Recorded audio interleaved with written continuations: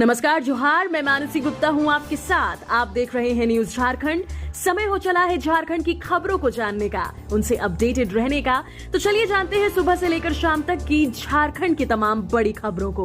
उससे पहले अगर आप न्यूज झारखंड चैनल पर नए हैं तो प्लीज चैनल को सब्सक्राइब करके बेल आइकन प्रेस कर दीजिए, जिससे आपके पास झारखंड की हर एक छोटी बड़ी खबर का अपडेट पहुंचता रहे।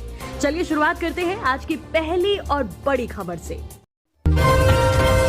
बिहार से झारखंड लाया जा रहा था नकली पनीर। 2 बसों से 4000 किलो पनीर जब्त। रांची हजारीबाग में खपाने की थी योजना।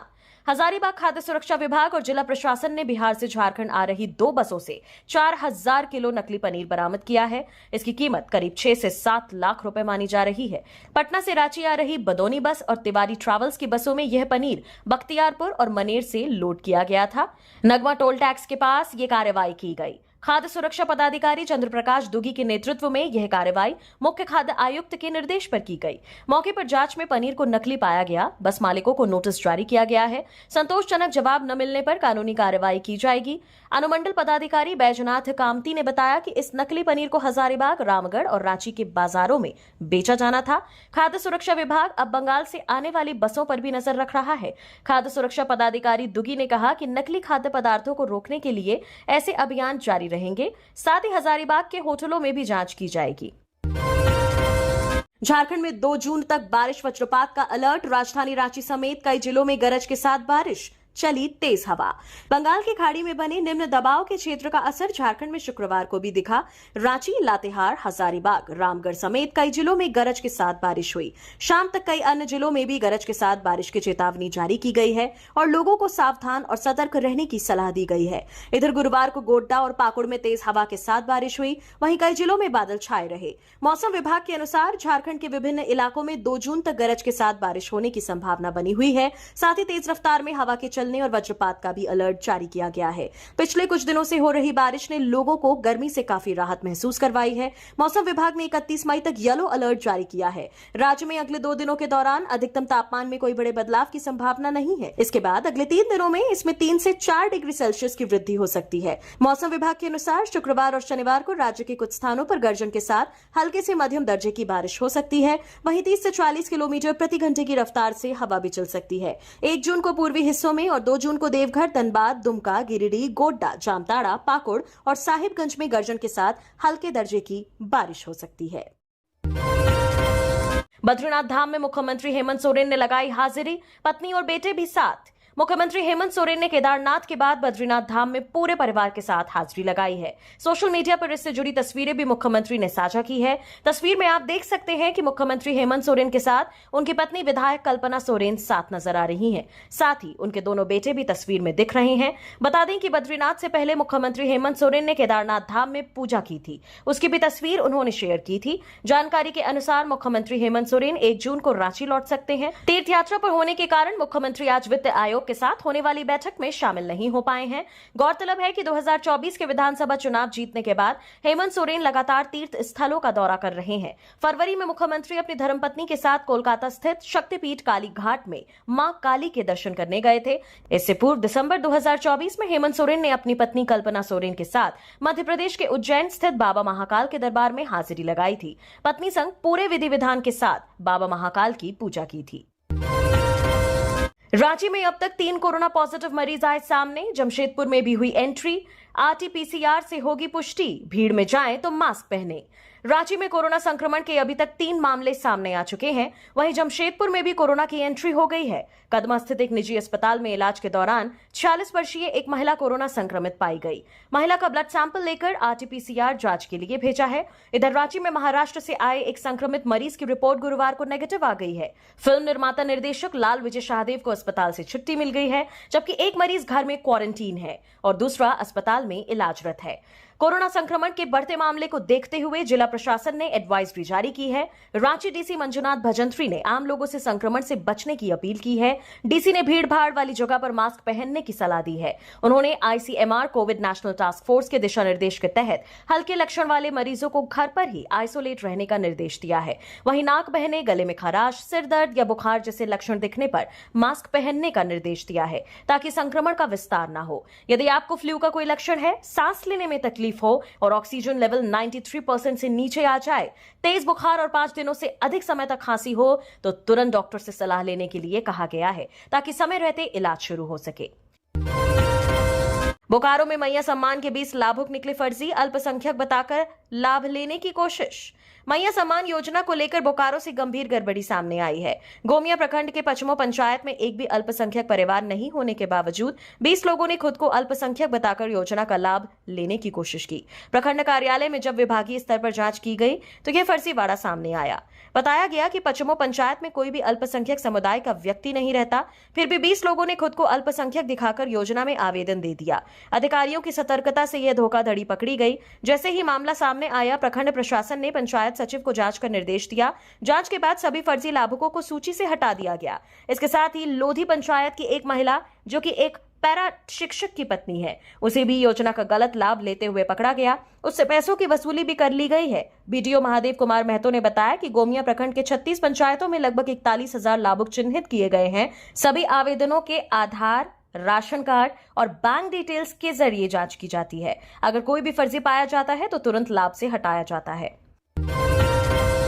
महानगरों से आने वाले यात्रियों की नहीं हो रही जांच, कोरोना के बढ़ रहे मामले पर ना लगा रहे मास्क और ना ही जांच के इंतजाम। देश में कोरोना के मामले फिर से बढ़ने लगे हैं। मुंबई, दिल्ली जैसे महानगरों में संक्रमण तेजी से फैल रहा है।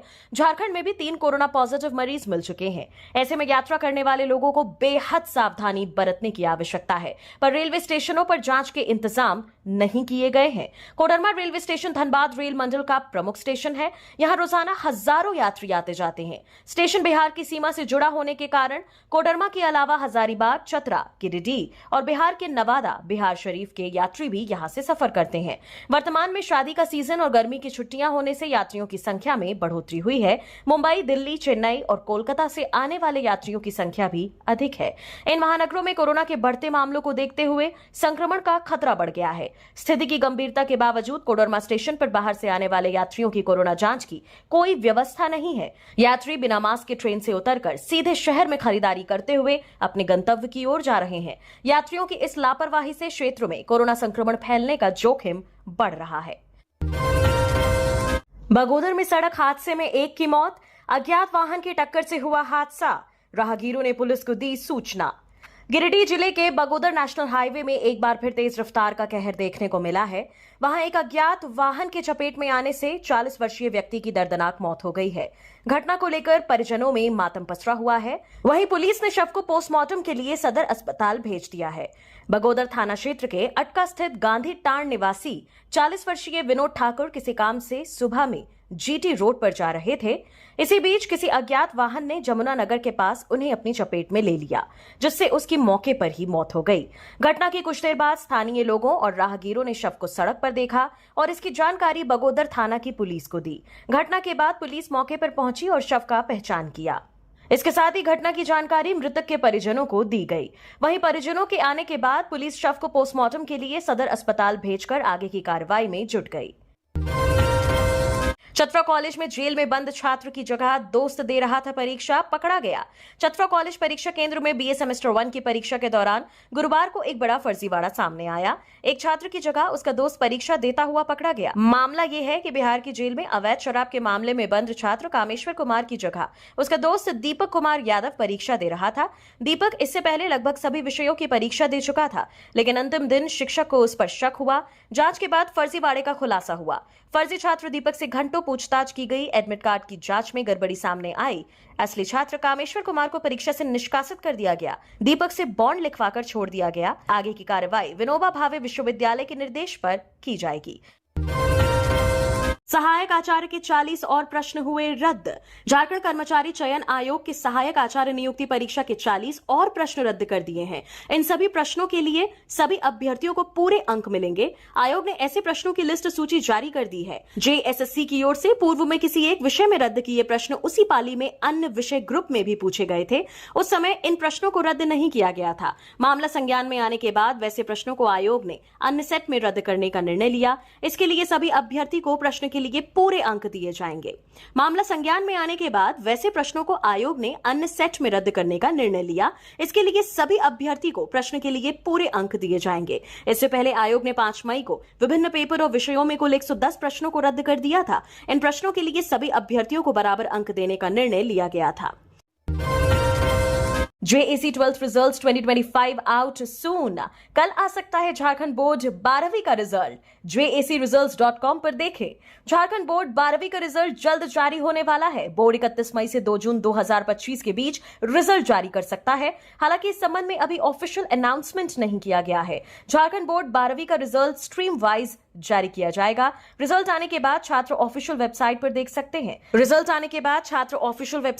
सकते हैं। JAC 12th result 2025 out soon होने के बाद यहां आप चेक कर सकते हैं। रिजल्ट चेक करने की आधिकारिक वेबसाइट इस प्रकार है: JACresults.com, jac.jharkhand.gov.in। विधवा को डायन बता प्रताड़ित कर रहे लोग। मां के देहांत के पीछे महिला को वजह मान रहा दंपति, घर के सामने खड़ी कर दी दीवार। सरायकेला खरसावां जिले के आदित्यपुर थाना क्षेत्र के मोतीपुर गांव में एक विधवा को डायन बताकर लोग प्रताड़ित कर रहे हैं।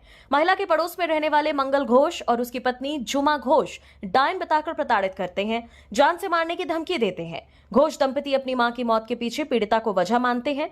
महिला के घर में कोई पुरुष सदस्य नहीं रहने के कारण उसके घर के आगे की सरकारी जमीन, जहां से घर से निकलने का रास्ता है, वहां बांस व ईंट से दीवार खड़ी कर दी गई है। घोष दंपति की बातों में आकर गांव के कई अन्य परिवार भी महिला को डायन मानने लगे हैं। इस कारण महिला के घर आना जाना तो दूर, उससे बातचीत तक बंद कर दी है। केवल पड़ोस का एक परिवार महिला से बातचीत करता है। इस मामले में पीड़िता ने सरायकेला खरसावा के डीसी कार्यालय और एसपी के पास लिखित शिकायत की है। जिला कार्यालय से आदेश मिलने पर गम्हरिया सीओ कार्यालय आदित्यपुर पुलिस पीड़िता के पास पहुंची और बयान लिया। पूरे मामले की जानकारी मिलने पर कोल्हान में डायन प्रथा उन्मूलन के लिए काम करने वाली पद्मश्री छुटनी महतो भी पीड़िता के घर पहुंची। छुटनी महतो ने महिला से पूरी जानकारी ली और हर संभव मदद देने का आश्वासन दिया। फुर्सत में दिखे कैप्टन कूल, मछली पकड़ते धोनी की तस्वीर वायरल।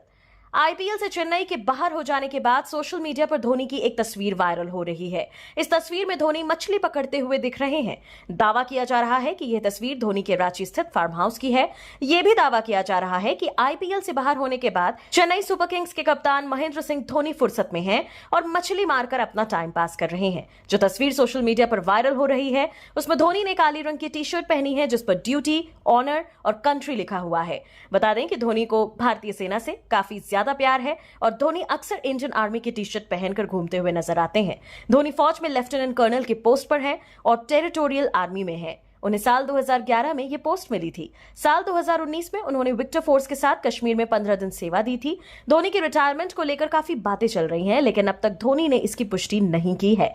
धोनी ने साफ कह दिया है कि अगले 4 से 5 महीने वो देखेंगे और शरीर पर मेहनत करेंगे। इसके बाद ही वो फैसले लेंगे कि उन्हें आगे क्या करना है। जमशेदपुर में कोरोना का पहला मामला आया सामने। बेंगलुरु से आई महिला में संक्रमण। जमशेदपुर में कोरोना के पहले संदिग्ध मरीज की पहचान हुई है। 25 मई को बेंगलुरु से जमशेदपुर लौटी 44 वर्षीय संदिग्ध महिला मरीज सरायकेला बाजार की रहने वाली है। फिलहाल वह कदमा में रह रही है। महिला की तबीयत खराब होने पर परिजनों ने उसे इलाज के लिए कदमा के एक अस्पताल में भर्ती कराया था। यहां रैपिड टेस्ट में महिला में कोरोना संक्रमण की पुष्टि हुई है। महिला को फिलहाल घर में ही आइसोलेट कर रखा गया है। वहीं स्वास्थ्य विभाग का कहना है कि जब तक आरटी-पीसीआर रिपोर्ट नहीं आ जाती तब तक कुछ भी कहा नहीं जा सकता। मरीज का नमूना लेकर जांच के लिए एमजीएम अस्पताल भेजा गया है, जिसकी 48 घंटे में रिपोर्ट आने की संभावना है। दूसरी ओर स्वास्थ्य विभाग ने महिला से संपर्क की पूरी हिस्ट्री ली है। बता दें कि महिला के बेंगलुरु से आने के बाद उसे बुखार के साथ सर्दी, खांसी और उल्टी हो रही थी। गौरतलब है कि देश के कुछ हिस्सों में कोविड-19 के नए मामले सामने आ रहे हैं। इनके मद्देनजर स्वास्थ्य विभाग को निगरानी रखने और सतर्क रहने के निर्देश दिए गए हैं। झारखंड मैया सम्मान योजना पर बड़ा अपडेट। इन महिलाओं के खाते में एक साथ आएंगे 10,000 रुपए। झारखंड मुख्यमंत्री मैया सम्मान योजना के जनवरी से लाभ से वंचित 20,000 लाभुकों के भुगतान का रास्ता साफ हो गया है। इनका भुगतान अगले 1 से 2 दिनों में होने की संभावना है। पहले कुल 77,000 लाभुकों का भुगतान रोक कर रखा गया था। हालांकि लगातार सत्यापन के बाद इनमें से 20,100 से अधिक लाभुक होल्ड सूची से बाहर हो गए हैं। दूसरी ओर जिले के सभी लाभुकों की अप्रैल की सम्मान राशि की भुगतान की भी तैयारी है। सामाजिक सुरक्षा विभाग ने सारी तैयारी कर रखी है। हालांकि राज्य मुख्यालय से अब तक भुगतान का आदेश नहीं हुआ है, इसलिए लाभुकों के खाते में पैसे नहीं भेजे गए हैं। बताया जाता है कि इस मद पैसे की कोई कमी नहीं है। 550 करोड़ रुपए सिर्फ इसी मद में जिला प्रशासन को सरकार ने उपलब्ध कराए हैं। उल्लेखनीय है कि मार्च में लाभुकों को एक साथ 3 महीने की राशि का भुगतान किया गया था। तब 2 लाख से अधिक लाभुकों को 7,500 रुपए दिए गए थे, लेकिन 77,000 लाभुकों का पैसा रोक दिया गया था। विभाग के अनुसार इनमें से अधिकांश लाभुक का आधार नंबर बैंक खाते से लिंक नहीं था। ऐसे भी मामले सामने आए कि एक ही परिवार के 2 या 3 लाभुक का एक ही बैंक खाता निकला। डीबीटी भुगतान में हर लाभुक का अलग बैंक खाता होना चाहिए। कुछ के आधार नंबर गलत तो कुछ के बैंक अकाउंट नंबर गलत अंकित हो गए थे। जिन लाभुकों को दिसंबर में पहली बार 2,500 रुपए की पहली किस्त मिली थी और बाद में नहीं मिली, उन्हें इस बार 10,000 रुपए मिल सकते हैं। जिन 20,100 से अधिक लाभुकों का सत्यापन पूरा हो गया है, उन्हें इतनी राशि मिल सकती है। इसकी वजह यह है कि अब उन्हें एक मुश्त 4 महीने की सम्मान राशि एक साथ मिल सकती है। हेमंत सरकार का बड़ा फैसला, हर पंचायत में बनेगा मत्स्य पालन का एक मॉडल तालाब। झारखंड में सरकार की ओर से हर पंचायत में मत्स्य पालन के लिए मॉडल तालाब का निर्माण किया जाएगा। प्रदेश के सभी डैम में केज कल्चर पद्धति के जरिए मत्स्य पालन होगा। विभाग का उद्देश्य नीली क्रांति की दौड़ में आंध्र प्रदेश से भी आगे निकलना है। अगले 5 साल में प्रति हेक्टेयर 10 मीट्रिक टन मछली उत्पादन का लक्ष्य निर्धारित किया गया है। वर्तमान में प्रति हेक्टेयर 3 मीट्रिक टन की मछली का उत्पादन हो रहा है। गुरुवार को खेलगांव स्थित टाना भगत इंडोर स्टेडियम में झारखंड मत्स्य महोत्सव के उद्घाटन समारोह में कृषि एवं पशुपालन मंत्री शिल्पी नेहा तिर्की ने उक्त बातें कही। मंत्री ने कहा कि विभाग मत्स्य पालन से जुड़े किसानों की समस्याओं का समाधान करते हुए उन्हें आर्थिक रूप से सबल बनाना चाहता है। इसके लिए राज्य में तालाबों की संख्या बढ़ानी होगी और राज्य में विलुप्त हो रहे तालाबों को पुनर्जीवित करना होगा। राज्य के डीसी ऐसे तालाबों की सूची उपलब्ध कराएंगे। मंत्री ने कहा कि मछली के सीड और फीड पर बहुत काम करने की जरूरत है। राज्य में 80 के करीब मछली फार्म है, जिन्हें मछली बीज के रूप में विकसित किया जा सकता है। इनका संचालन पीपीपी मोड पर भी किया जा सकता है। पीएम मोदी ने दी सौगात, अब महज 6 घंटे में तय कर सकते हैं रांची से वाराणसी तक का सफर। बिहार में आज प्रधानमंत्री नरेंद्र मोदी ने सड़क अवसंरचना और संपर्क को बढ़ावा देने के लिए विभिन्न सड़क परियोजनाओं का शिलान्यास किया। इनमें Varanasi Ranchi Kolkata NH 319B national highway भी शामिल है, जो झारखंड की राजधानी रांची को वाराणसी से जोड़ेगा। यह नेशनल हाईवे यूपी के वाराणसी से शुरू होगा, जो बिहार के 4 और झारखंड के 5 जिलों को कवर करते हुए पश्चिम बंगाल के 4 जिलों में प्रवेश करेगा। इसके बाद नेशनल हाईवे 19 से मिल जाएगा। भारतमाला प्रोजेक्ट के तहत 35,000 करोड़ से इस परियोजना कार्य का विकास होगा। इस 6 lane Varanasi Ranchi Kolkata express control greenfield expressway का निर्माण उत्तर प्रदेश, बिहार, पश्चिम बंगाल और झारखंड को एक सड़क के जरिए जोड़ने के लिए किया जा रहा है। इससे व्यापार और क्षेत्रीय संपर्क को बढ़ावा देंगी। इस प्रोजेक्ट से न केवल रोड कनेक्टिविटी बढ़ेगी, बल्कि हजारों युवाओं को रोजगार भी मिलेगा। शराब की खुदरा बिक्री के लिए दुकानों की बंदोबस्ती व संचालन नियमावली लागू। झारखंड उत्पाद मदिरा की खुदरा बिक्री हेतु दुकानों की बंदोबस्ती एवं संचालन नियमावली 2025 लागू कर दी गई है। इस संबंध में उत्पाद एवं मद्य निषेध विभाग ने अधिसूचना जारी कर दिया है। इसके तहत राज्य में खुदरा उत्पाद दुकानों की बंदोबस्ती की जा सकेगी। जिला समाहर्ता उपायुक्त के द्वारा खुदरा उत्पाद दुकानों की संख्या एवं संस्थान का निर्धारण के पश्चात आगामी वित्तीय वर्ष के लिए वित्तीय वर्ष के मध्य में भी खुदरा उत्पाद दुकानों की बंदोबस्ती का प्रस्ताव झारखंड उत्पाद अधिनियम 2000 व 2015 का प्रावधान का पालन करते हुए प्रस्ताव आयुक्त उत्पाद के पास भेजा जाएगा। उनकी सहमति के बाद ही जिला समाहर्ता डीसी के माध्यम से दुकानों की संख्या एवं स्थान को अंतिम रूप देते हुए वित्तीय वर्ष के मध्य में भी खुदरा उत्पाद दुकानों की बंदोबस्ती का प्रस्ताव झारखंड उत्पाद अधिनियम 2000 व 2015 का प्रावधान का पालन करते हुए प्रस्ताव आयुक्त उत्पाद के पास भेजा जाएगा। उनकी सहमति के बाद ही जिला समाहर्ता डीसी के माध्यम से दुकानों की संख्या एवं स्थान को अंतिम रूप देते हुए उत्पाद कर एवं उत्पाद परिवहन कर, अनुज्ञप्ति शुल्क, धरोहर धनराशि एवं आवेदन शुल्क के साथ बंदोबस्ती के लिए बिक्री अधिसूचना प्रकाशित होगी। ई लॉटरी के माध्यम से खुदरा दुकानों की बंदोबस्ती होगी। लॉटरी में सफल आवेदक को 5 दिनों के अंदर कागजातों के साथ आवेदन करना होगा। खुदरा दुकानों के लिए समूह का भी गठन होगा। इसके तहत न्यूनतम 1 तथा अधिकतम 4 दुकानों के समूह के रूप में किया। जमशेदपुर में 9वीं के छात्र की हार्ट अटैक से मौत। पहले उठा तेज सिरदर्द, फिर बिगड़ी हालत। जमशेदपुर जिले के सिद्धगोड़ा में 14 साल से एक बच्चे की हार्ट अटैक से मौत हो गई। 14 वर्षीय Sai DAV public school Bistupur में कक्षा 9वीं का छात्र था। घर के इकलौते बेटे की मौत से परिजनों के बीच चीख पुकार मच गई। जानकारी के अनुसार कल गुरुवार 29 मई की सुबह करीब 8:30 बजे साईं शौचालय गया था। शौचालय से वापस आने के बाद उसने तेज सिरदर्द की बात कही, जिसके बाद परिजनों से बारीडीह स्थित मर्सी अस्पताल ले गए। अस्पताल पहुंचते ही उसकी स्थिति बिगड़ने लगी। इमरजेंसी में बच्चे को ऑक्सीजन लगाया गया। इसी बीच बच्चा बेहोश हो गया। साईं की स्थिति में कोई सुधार नहीं होते देख मर्सी अस्पताल के डॉक्टरों ने उसे टीएमएच रेफर कर दिया। परिजन उसे लेकर तत्काल टीएमएच पहुंचे, जहां डॉक्टरों ने जांच के बाद बच्चे को मृत घोषित कर दिया। बच्चे के चाचा सच्चिदानंद ने बताया कि डॉक्टरों की रिपोर्ट में साईं की मौत का कारण हार्ट अटैक बताया गया है। शिक्षा विभाग के नए ऑर्डर से शिक्षकों में मचा हड़कंप। एक गलती से रुक सकती है वेतन वृद्धि और प्रमोशन। झारखंड सरकार ने सभी सरकारी स्कूलों के शिक्षकों के लिए 50 घंटे का ऑनलाइन और ऑफलाइन प्रशिक्षण अनिवार्य कर दिया है। ऑनलाइन प्रशिक्षण कोल्हान प्रमंडल में 1 जून से प्रारंभ होगा। इस प्रशिक्षण का उद्देश्य शिक्षकों के कौशल और ज्ञान को बढ़ाना है, जिससे वे बेहतर तरीके से बच्चों को पढ़ा सके।